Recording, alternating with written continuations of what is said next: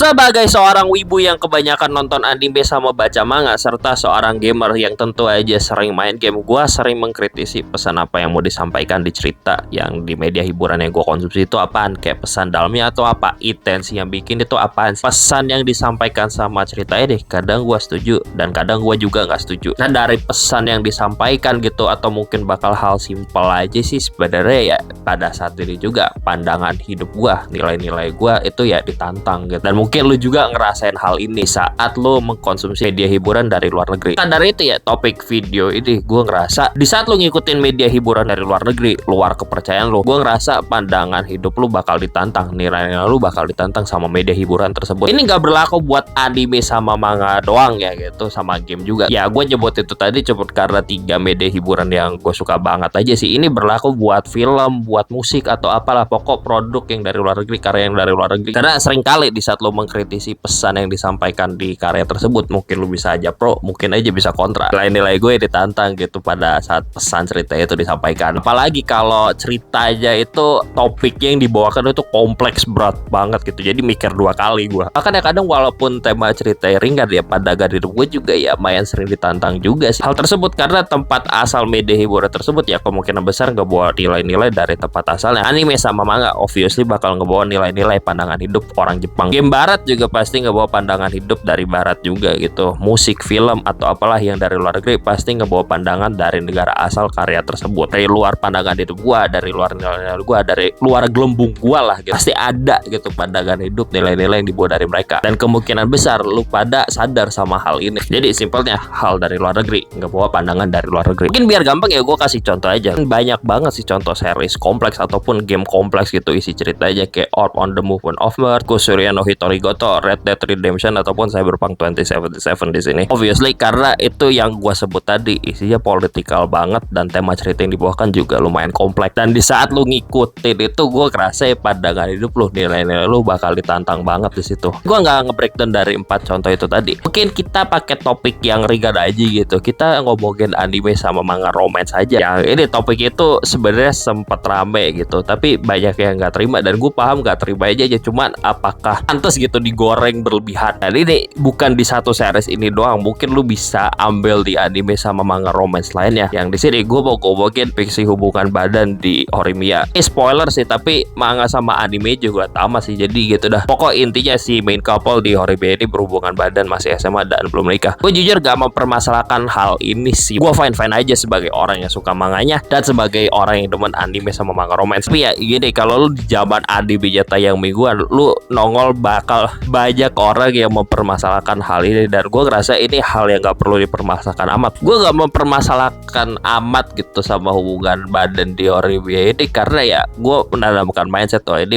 cara pandang orang Jepang gitu, gimana hubungan anak SMA yang sehat itu kayak gimana, nah hubungan romance yang ideal di sana itu. Dan mungkin ini ditunjukkan di Horimiya gitu. Dan kalau misalnya lu sering baca anime sama manga romance, kalau lu nonton yang anime sama manga romance sehat juga lah, gue tanemin mindset mungkin ini cara mereka gitu menunjukkan hubungan yang ideal itu kayak gimana di sana. Dan itu nilai-nilai dari orang Jepang. Gue ngerasa ya lu boleh juga kok kontra sama hal ini, apalagi kalau lu orang yang konservatif ke nilai-nilai yang lu pegang gitu, misalnya nilai agama atau apalah, kayak misalnya jangan berhubungan badan di luar negeri. Cuman ya gak semua orang memegang pandangan yang sama kayak lu. Pandangan hidup ya ke hal gini tuh pasti beda banget sama orang sini. Maka dari itu juga gue rasa kita harus tahu diri aja, dunia itu luas gitu. Gue gak bisa maksain pandangan gue. Gue tekan lagi, media hiburan dari luar negeri kemungkinan besar ngebawa pandangan hidup, nilai-nilai dari negara asalnya, yang kemungkinan besar juga ada yang gak bakal cocok sama pandangan yang lu pegang juga. Tapi gue selalu ngingetin diri pada saat gue nonton anime, baca manga, oke ini dari mana